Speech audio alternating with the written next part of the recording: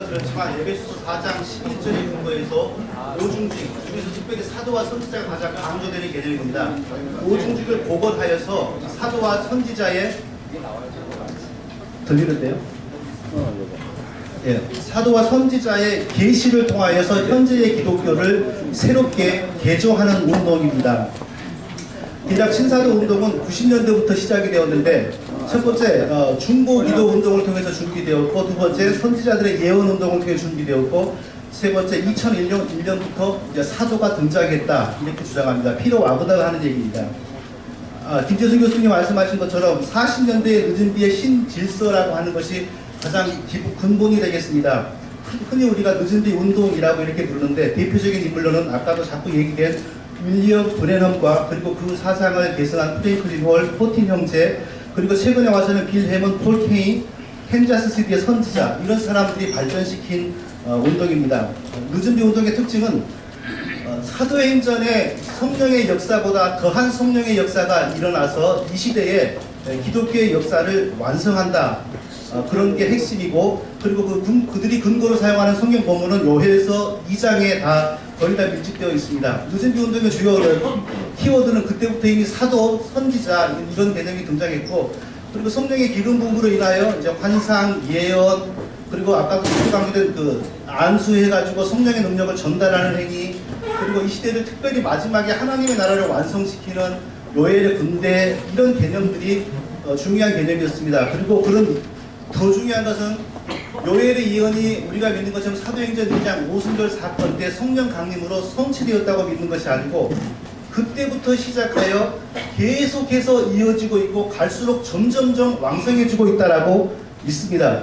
그러니까 그 이론에 의하면 오늘날 예언을 받고 환상을 보고 병을 고치고 별별 일을 하는 게 다 그 요엘의 예언의 성취라는 말로 다 합리화되고 있습니다.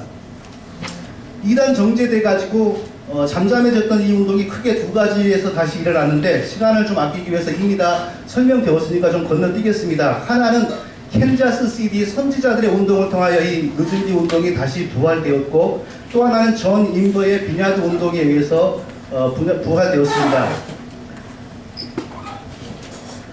그리고 이제 더 신학적으로 이것을 조직화해가지고 전 세계 교회 앞에 내놓는 상품이 되게 한 것이 바로 피로 와그너의 성령의 제3의 물결이라고 하는 이론이었습니다. 성령의 제3의 물결의 이론이라는 것은 1900년대 초에 아주사 부흥을 1회 운동, 그리고 60년대, 70년대의 은사운동을 제2회 운동, 그리고 지금 이 신사도 운동을 3회 운동이라고 하는 것입니다. 3회 운동의 특징은 이전에는 성령 세례가 임할 때 대부분 보편적으로, 어쩌면 절대적으로 방언이 나타났지만 80년대부터는 방언이 나타나지 않고 진동, 떨림, 병고침, 온갖 종류의 다양한 현상으로 나타난다라는 게 이 이론의 중심 내용입니다. 그러니까 이 이론에 의하면 집회 중에 구르건 뛰건 뭘 하건 간에 이게 다 성령의 세례라고 이렇게 포장이 되는 것입니다. 이게 바로 큰 교회가 병드는 큰 이론이죠. 중요한 것은 2000년대에 이제 국제사도연맹이 결성이 되어서 본격적으로 시작이 되었는데, 최초 여러 사도들이 있었지만 2008년도에 이분들이 모여서 사도 인직식이라고 하는 것을 했습니다. 그거 하나 대표적으로 좀 바쁠지라도 영상을 좀 하나 보도록 하겠습니다. 타드 벤틀리라고 하는 사람을 사도로 인직을 시키는 장면입니다.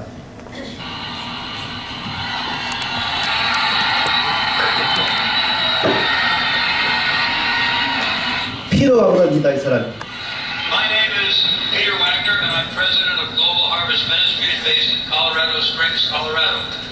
I have served the body of Christ in apostolic ministry for many years, and currently I preside over the International Coalition of Apostles, which brings together over 500 recognized apostles. I have the honor of being... 좀 뒤로 보내겠습니다.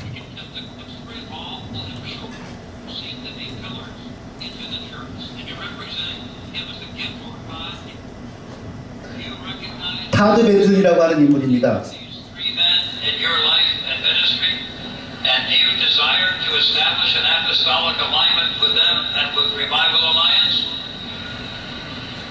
With this affirmation, we will move to a formal commissioning equivalent to offering the right hand of fellowship as the three apostles did to Paul in Jerusalem.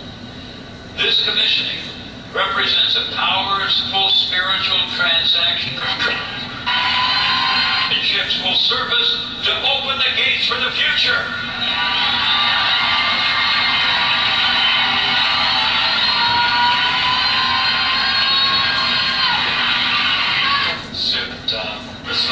We thank God for it. I want to just say how deeply honored I am. He's told David is in the meeting. God is around the world, recognizing that He has called you, brother, and we are here to commission you. In the name of the Father, Son, and Holy Spirit, in the power of Jesus' name, with special oil from Chuck Pierce, put you and commission you. In Jesus' name.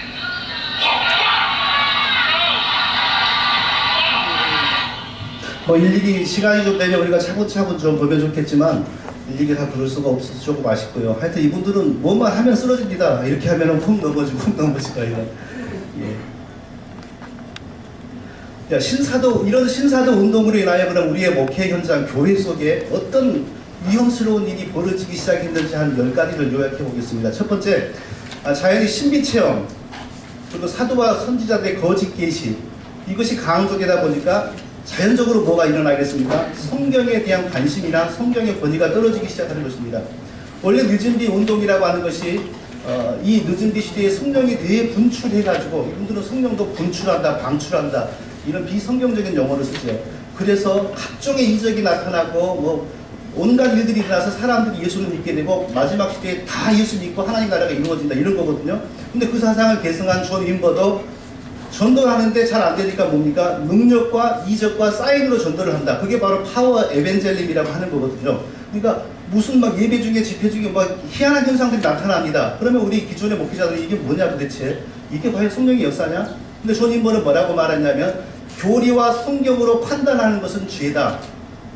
성령의 역사를 판단할 근거는 아무것도 없다. 이런 이론을 계속 강조하면서 무슨 일이건 다 나타나고 무슨 일이건 벌어지도록 만들었습니다. 그러면서 어떤 일이 벌어집니까? 성경에 대해서는 자꾸 무관심해지는 겁니다. 성경에 대해서는 관심을 두지 않습니다. 그리고 선지자라는 사람들이 나타나서 이렇게 예언을 하고 그거 한번 좀 뉴욕에 있는 사랑과 진리교회라는 교회에 제가 설교를 듣다가 깜짝 놀랐습니다. 5월라고 하는 그 선지자의 이 집회를 통역하고 와가지고 그 다음 주일에 그대로 그 선지자 얘기를 주일 설교에 하는 거예요. 한번 좀 들어볼게요. 저는 그분을 잘 몰랐지만 통역하면서 요즘 세상에 이런 선지자가 있었나, 이분이 지금까지 예언했던 것을 보니까 대단하더군요. 들으셨죠? 몇 가지 예를 들겠습니다. 미국의 카트리나, 뉴올리언스를 초토화시켰던 카트리나를 케냐의 집회 중에 예언을 했더군요. 2달치 안 돼서 카트리나가 도시를 황폐화시켜버렸죠. 6년 전에는 오래 터진 아이슬란드 화산 폭발을 예언했고 6년 만에 선취되었고, 쓰나미, 중국의 지진, IT 지진, 칠레의 지진, 최근의 캘리포니아 지진, 모든 지진들을 다 예언했고 빠르면 2달 안에, 어떤 것은 6년 안에 성취되었습니다. 정말 대단한 선지자입니다. 아직까지는 이분의 예언은 완벽합니다. 그러면서 그분은 이렇게 말하더군요. 한국에 대해서 메시지를 주셨다. 자기의 예언을 가볍게 듣지 말라고 하셨습니다. 4번에 걸쳐서 말씀하셨습니다. 바다에 항공모함이 미사일을 맞아서 격파되고 미사일을 장착한, 시간이 없으니까 우리가 다음 연애 장소가 스케줄이 있기 때문에 빨리 좀 우리가 맞춰야 되겠습니다.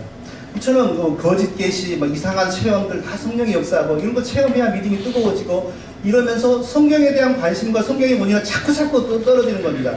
그리고 두 번째로 너무나 이게 위험한 것이 뭐냐 하면 성령 하면서 사실은 귀신을 섬긴다는 겁니다. 성령 하면서 교회 강단에 귀신을 끌고 들어오고 성도들에게 막 귀신의 영을 주입하는 겁니다.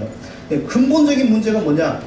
나타나는 모든 현상은 성령의 역사입니다. 이게 바로 성령의 제3의 물교되는 것입니다. 그 어떤 교리나 그 어떤 성경의 말씀으로 나타나는 현상을 판단하면 안 됩니다. 죄입니다. 성령이 역사하는데 이런 신학의 세상이 어디 있습니까?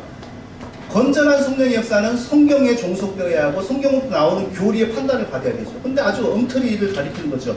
성경에 하면 사탄도 자기를 광명의 천사로 가장한다라고 분명히 우리에게 경고했는데 이들은 이런 말씀에 대해서는 하나도 관심 두지 않습니다. 나타났냐, 뭐가 나타났냐, 무슨 예언 받았냐, 무슨 계시 받았냐 이것뿐입니다.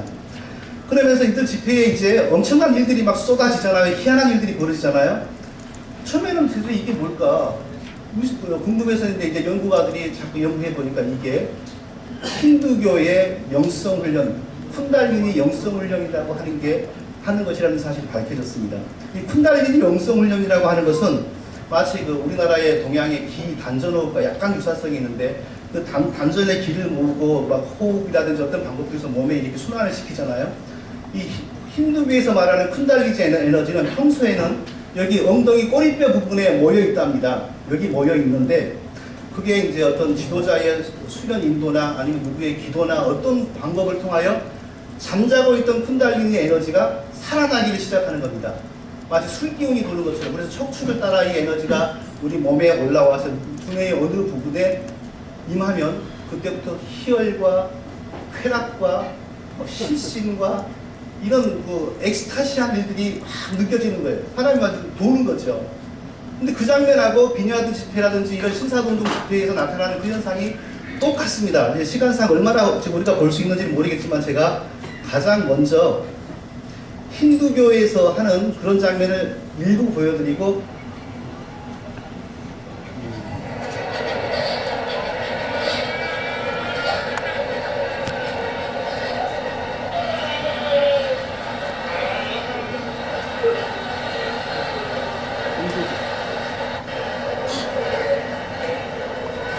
그럼 이제 나중에 저에게 오시면 다 제가 복사해서 드리겠습니다. 이런 거요.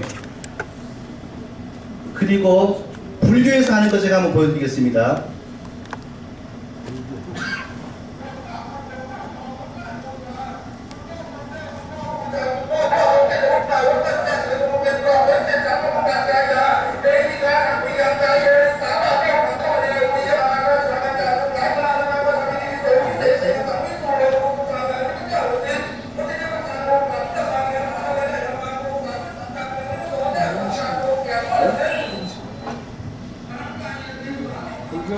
그리고 더 좀 봤으면 좋겠지만 그냥 우리 저기 이 신사도 운동의 그 비냐드 집회에서 나타나는 현상을 하나 제가 보여드리겠습니다. 얼마나 유사한지 보시면은 이게 결국에는 신사도 운동의 영이 이방 귀신의 영이 들어온 거 외에는 아무것도 아니라는 걸 금방 알 수 있습니다.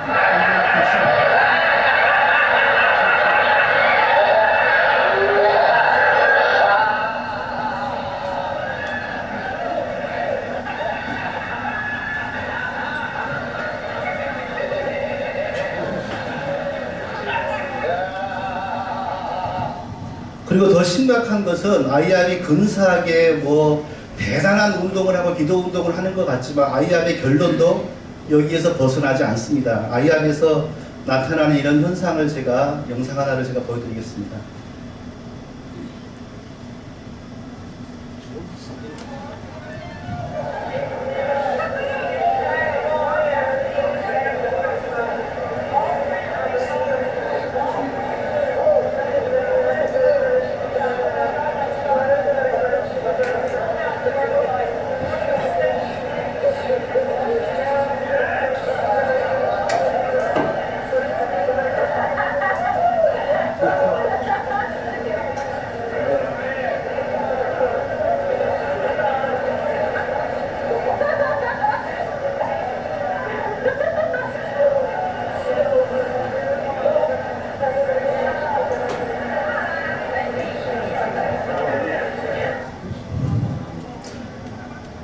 자, 이러한 현상들을 볼 때 결국에는 신사도 운동하는 곳을 다 함께 지배하는 영은 다양한 영이 아니라 하나의 영이라는 확신을 가지게 됩니다. 하나의 행동이 똑같습니다. 결국에는 사탄이 힌두교에서 처음에 장관했던 그 사탄이 여러 가지 유입 경로를 통하여 기독교 안에 불교 안에 퍼지면서 아마 이런 걸 방치하면 어떻게 되겠습니까? 나중에는 이런 거 좋아하는 사람들끼리 종교를 초월해서 하나로 뭔가 뭉치지 않겠습니까? 그렇게 해서 종교 통합 운동도 얼마든지 이들을 통하여서 일어날 수 있을 것이다 하는 사실을 우리가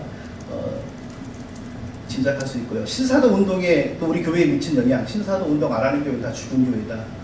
바리새형에 포로되어 있다.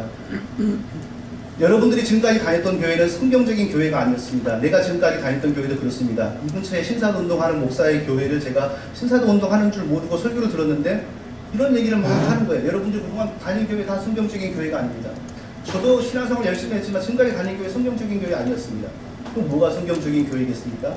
신사도 운동을 도입해야만 성경적인 교회다.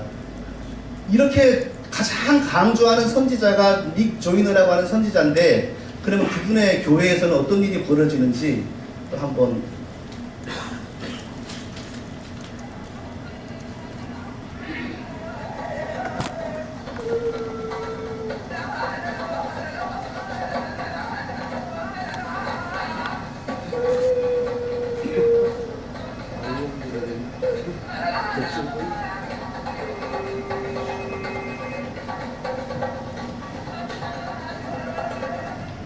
이런 장면을 우리가 무슨 이론을 어떻게 그럴싸하게 갖다가 붙인다 할지라도 이런 모습을 보면서 어떻게 하나님께 예배하고 하나님을 섬기는 교회의 모습이라고 하겠습니까? 이론을 떠나서 이런 현상만 봐도 신사도 운동은 결코 하나님과 관련된 그런 일들이 아니라는 사실을 알 수 있습니다. 신사도 운동과 관련된 우리 교회 현장에서 느끼는 또 하나의 문제가 뭐냐면 이 선교 운동에서 우리가 피부로 느끼는 건데, 요즘 들어서 갑자기 이스라엘, 예루살렘 하는 단어들이 홍수를 이루는 것을 보셨을 것입니다. 땅 끝까지 선교하라고 했지 예수님이 언제 예루살렘을 재건하라, 이스라엘을 회복하라라고 하신 적이 있습니까? 그런데 신사도 운동하는 것은 한결같이 땅 끝이 강조되는 것이 아니고 예루살렘을 재건하고 이스라엘을 회복하는 것입니다.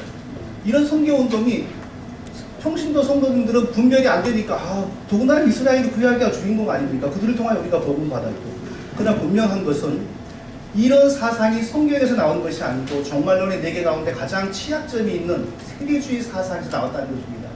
세대주의 사상은 원래 1900년대 초에 전 미국에 팽배했었으나 특별히 이들이 원래 속해 있었던 오순절 교단에 가장 강했었습니다. 거기서 이단으로 정죄받고 나왔지만 그 세대주의 종말론과 역사관을 그대로 가지고 나온 겁니다.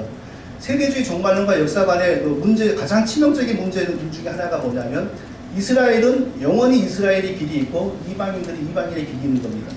그래서 뭐 그들이 얘기하는 천년왕국이 뭐니 우리하고 상관없고 이스라엘이 다시 예수 믿고 예수님께로 돌아와가지고 예수님과 더불어 천년왕국을 만들어가지고 구약에 이루어지지 않은 약속들이 그때 이루어진다는 겁니다. 그러니까 이들은 그렇게 이스라엘을 다시 예수 믿게 만들어 놓고 신학의 교회가 그들을 밑으로 들어가는 거죠. 사실은요. 밑으로 들어갔다 하는지 아니면 옆으로 가야 되는지 모르겠는데, 중요한 것은 성경이 말하는 십자가 안에서 유대인과 이방인이 하나 되었다는 사실, 구약 이스라엘 교회가 실패한 것을 신약 교회를 통하여 하나님이 이루어가고 있다는 사실을 부정합니다. 그런데 이 근처에 신사도 운동하는 교회 홈페이지를 보니까 어찌나 이런 운동을 열심히 하는지요. 성도들에게 이런 기도를 시키더라고요.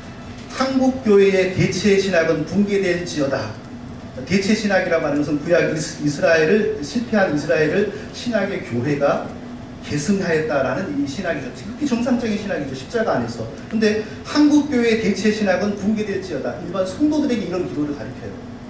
선교한답시고 하지만 완전히 성경에서는 자꾸 멀어져 가는 거예요. 도저히 용납할 수 없는 운동입니다.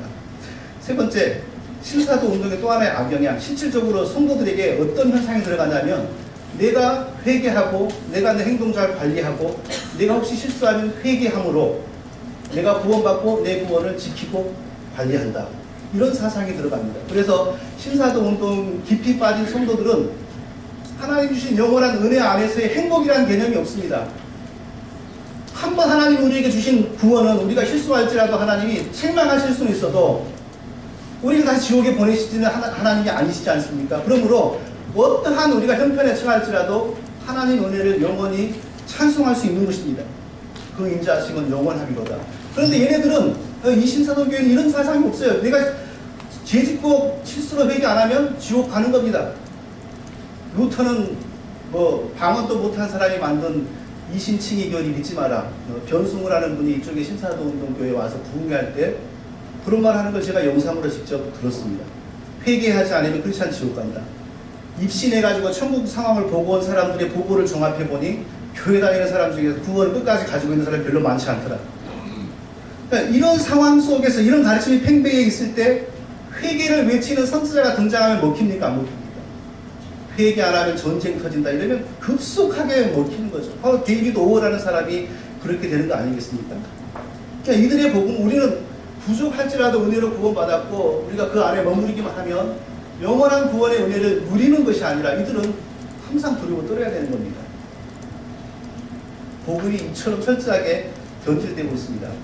그 다음에 또 신사도 운동이라의 성도들에게 실질적으로 와닿는 악영향이 뭐냐면 성경적인 기도에 빠지는 게 아니라 주술적인 기도에 빠지게 만드는 것입니다.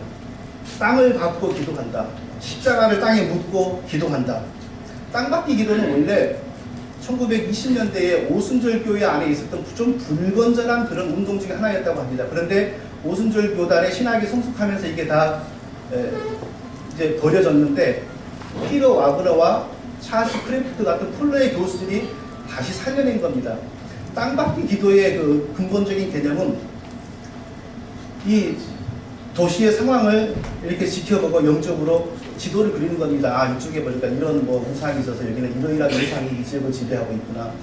이런 상황을 그린 겁니다. 그래서 그 지역을 지배하고 있는 사탄을 염두하고서 그 지역을 가서 이렇게 밟고 다니면서 기도할 때에 하나님 나라가 확장된다라고 하는 그런 그렇게 비성경적인 그런 기도이고, 특별히 신사도 운동이 확장되면서 주위에 유별나게 요즘 들어서 갑자기 뭐뭐 할지어다 막 하는 기도가 굉장히 많아집니다. 성경에 예수님이 어쩌다 한두 번 할지어다 그러고 바울도 겸손하게 하나님 아버지 이렇게 해주시옵소서 이렇게 기도했지 찌어다 막 이러고 다니지 않았거든요. 근데 이들이 능력이 있다고 하면서 기도도 요상하게 자꾸 변질을 시켜요. 그리고 신사도 운동으로 인하여 우리가 실체적으로 성도들이 느끼는 것은 은사에 대한 아주 불건전한 자세인 것입니다. 근본적으로 늦은 뒤와 신사도 운동이 얘기하는 게 성령을 체험하고서 많은 사람들이 예수 믿게 된다. 조린보의 책을 보니까 개척을 50명으로 시작했는데 25명으로 줄었습니다. 계속해서 이적에 대한 설교를 했습니다. 10개월 만에 한 아줌마가 처음으로 병고침을 받았습니다. 병고침을 받자 그때부터 교인이 는 겁니다. 그렇게 해서 6,000명까지 갔습니다. 강조하는 이겁니다. 예루살렘의 복음이 어떻게 로마까지 이르렀겠냐? 능력과 권능이었다. 능력과 권능이 나타나야 전도가 된다. 그런데 예수님의 말씀을 생각해 보면 예수님이 그렇게 열심히 전도하고 이적을 보여주었습니다. 그런데 예수님이 원하는 이적을 보이지 않지 않고 어떻게 했습니까? 다 가버리지 않았습니까? 예수님이 그래서 제자들에게 너희도 가려느냐? 이렇게 묻자 아주 작은 소수의 제자들이 영생의 말씀이 주께 계시는데 어디 가겠습니까? 그 소수의 제자들을 통하여 지구 전도를 예수님이 시작하셨습니다. 그런데 근본적으로 신사도 운동은 성령의 역사가 나타나야 한다, 체험되어져야 된다, 그걸 통하여 전도한다, 이런 전제가 잘못된 것이죠.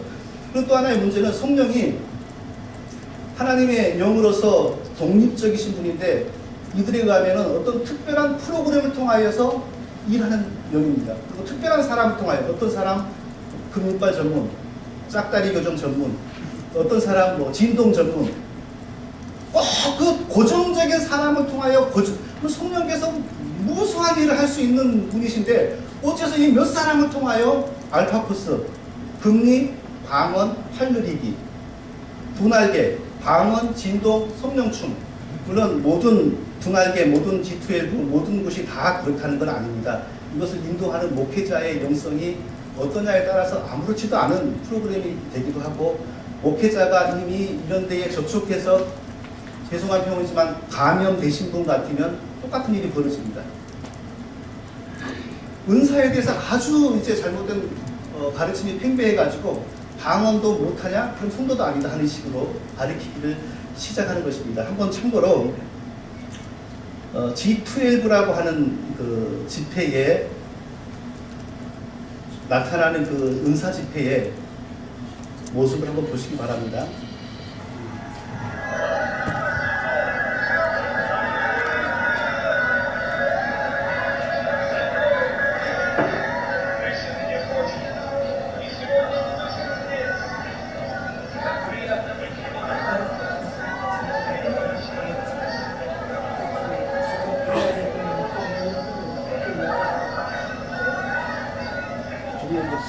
자, 이렇게 넘어지고 쓰러지고 뭔가를 체험하고 해야 하나님의 자녀고 믿음이 살아있는 사람이라는 잘못된 전제가 확산되고 있는 것입니다.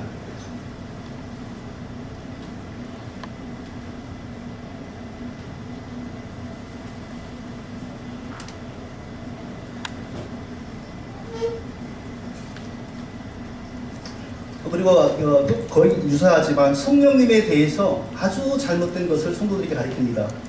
자, 성령님에 대해서 우리가 말하는 것 중에 가장 근본적이고 기본적인 것은 성령 받으면 우리가 어떻게 해야 됩니까? 성도들이 더 거룩한 삶을 살게 되고, 성령 받으면 예수님 말씀대로 살게 되고, 성령 받으면 예수님을 영광스럽게 드는 삶을 살게 되고, 성령 받으면 예수를 닮아간다. 이게 가장 기본적인 성령에 대한 가르침 아니겠습니까? 그러나 이들의 성령은 결국에는 뭔가를 체험하고 마술과 같은 은사나 예언이나 환상이나 치유나 특별히 지진, 화상 같은 거 잘 알아맞추고, 그리고 손 올려가지고 똑같은 일이 그쪽으로 전달되게 해주고, 이런 데 성령의 개념이 초점이 맞춰져 있습니다. 특별히 이들은 성령을 영어로 릴리스, 한국말로 하면은 방출, 분출이라는 단어로 설명을 합니다. 아니, 성령님이 마치 이렇게 모여있는 에너지 덩어리 속에 섞여 있다가 성령님의 에너지로 이렇게 존재하고 있다가 그 자리에서 성도들이 찬양하고 기도할 때에 분출되어 내려오는 겁니다. 자, 이들이 말하는 성령의 그런 분출이 장면을 실제로 보면은 이들이 성령에 대해서 얼마나 사탄적인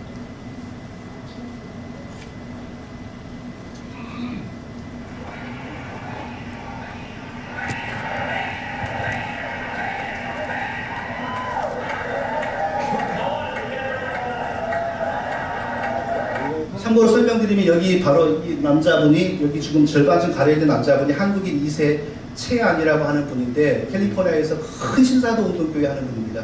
한국에도 자주 이야기 주시고 지금 밑에서 성령 분출을 받아서 개구리처럼 팔딱거리시는 분은 그분의 아내입니다.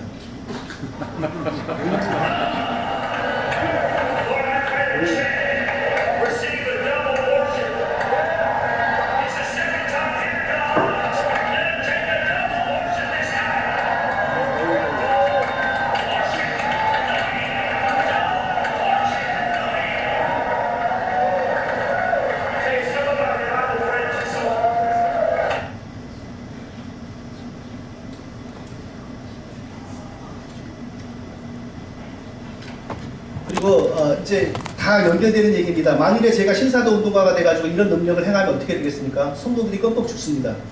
어떤 신사도 운동교회에서 이런 걸 통하여 병고침을 체험받은 여성도들이 간증하는데 뭐라고 간증하냐면 정말 하나님이 많은 목회자들 가운데 특별히 쓰시는 종이심을 알았습니다.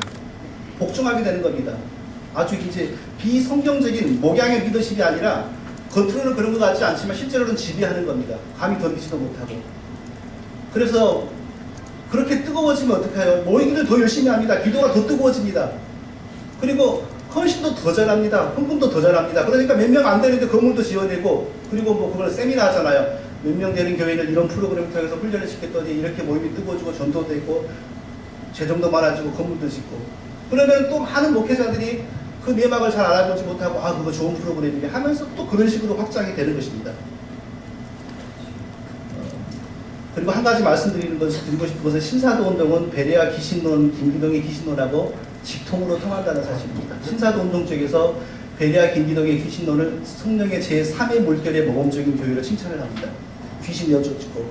그러니까 그쪽에서 한동안 이단으로 이렇게 움츠러들어 있었는데 오히려 활개를 치는 겁니다. 그래서 귀신 내어 쫓는 스타일과 신사도 운동이 결합되어서 하나의 선교의 어떤 그 모델 케이스가 탄생했는데 저는 그것이 바로 최바울 선교사의 인터콥이라고 생각합니다. 제가 인터콥 비전스쿨 2달간 다 들었습니다.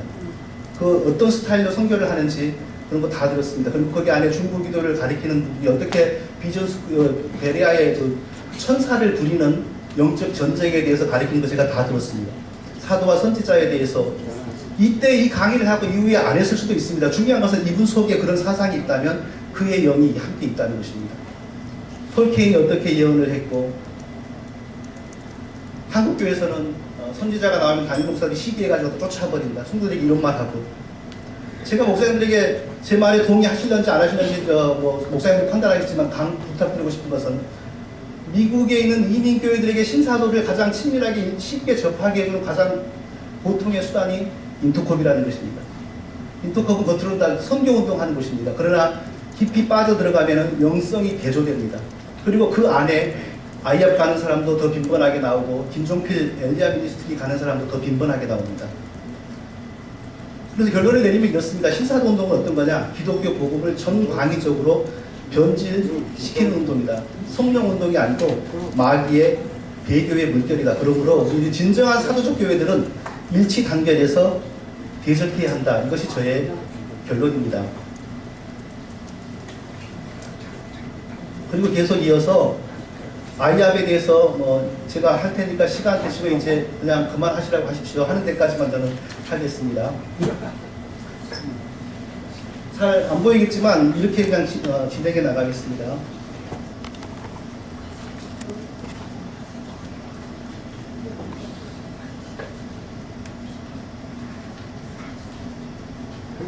자, 아이압은 신사도 운동 단체냐 아니냐 이거 가지고 얼마나 우리 논란이 많았습니까? 아이압은 기도하는 곳이다.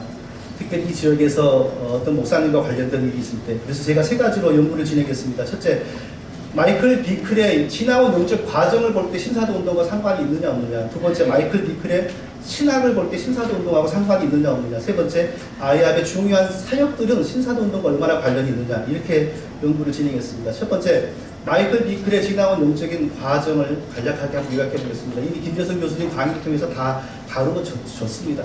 83년에 캔자스시티 선지자 교회를 개척했습니다. 82년 6월 달에 캔자스시티의 어거스틴이라는 선지자가 방문해서 우리 지역으로 와라, 하나님이 오기를 원하신다, 함께 해서 교회 개척하다, 이런 예언을 받았습니다. 그러니까 이 교회가 바로 오늘날 약간의 중간에 이렇게 꼬부러진 일이 있었지만 오늘날 이 교회가 중심이 되어서 아이압까지 연결된 겁니다. 근데 이런 걸 볼 때 어떻게 신사도 운동하고 상관이 없겠다, 이렇게 말할 수가 있겠습니까? 그리고 신사도 운동의 두 가지 큰 축, 하나가 이쪽에 선지자 운동이고 이쪽에 비냐드 운동인데, 마이클 비클은 선지자들을 데리고 비냐드 운동 속에 들어갔습니다. 89년부터 96년까지. 그러니 선지자의 에기스를 다 가지고 있고 비냐드 운동의 기름 부음을 다 가지고 있는 사람이 합해진 겁니다. 오늘날 신사도 운동이 이처럼 퍼지게 만든 주역이 바로 마이클 비클입니다. 그리고 나중에 96년에 존 인버랑 토론토 파들이 갈라질 때 존 인버를 따라서 나왔습니다. 그리고 나와서 99년에 아이압을 시작했는데, 아이압을 시작하기 전까지 자기가 인도하는 교회를 누구에게 넘겨줬냐면은 예수전도단 사람에게 넘겨줬습니다. 예수전도단 우리가 대단히 관심을 가지고 주목해야 됩니다. 그리고 마이클 비클의 지금까지 있었던 그 중요한 여정을 보면 두 번의 음성이 아주 크게 작용했습니다. 82년 11월 달에, 10월 달에 이집트 카이로에서 한 시대 안에 기독교의 표현과 이해를 바꾸겠다라는 음성을 듣습니다. 기독교의 표현과 이해라는 말을 다르게 말하면 교리 아니겠습니까? 기독교의 교리와, 그러면 이게 도대체 하나님이 하시는 음성이겠습니까? 마귀가 하는 음성이겠습니까? 그리고 83년 5월에 자기 교회에서 기도하다가 다윗의 장막의 영으로 24시간 기도하라, 음성 듣습니다. 우리가 성경을 통해서 보나 지나온 역사를 볼 때 큰 부흥을 일으킨 위대한 사람들은 성령의 인도하심을 받지만 결국 성령의 다스림을 받습니다. 어거스틴 같은 경우는 로마서 12장 13절 14절을 읽고 나서 성령의 역사로 그 성경을 읽고 나서 국도로 이렇게 변화됩니다. 마틴 루터도 그 운동을 할 때 끊임없이 본 게 바로 오직 의인을 믿음으로 살리라, 성경 말씀입니다. 그런데 이런 부류들은 성경이 상관이 없습니다. 바로 이렇게 들려오는 얘기에 의해서 신앙이 전개되는 것입니다. 그리고 가장 중요한 것은 박준수라고 하는 사람은 선지자의 아버지, 아까 김재승 교수님도 말씀하셨지만 정말 한심한 사람입니다. 정신병으로도 오래 입원했고요. 자기 입으로 사탄이 육체로 나타나서 둘이서 사탄하고 부르스도 쳤다 그러고요. 이런 사람을 오늘날 와서 조금 비방하지만 옛날에는 어떻게 섬겼는지 자기 입으로 고백한 게 있습니다.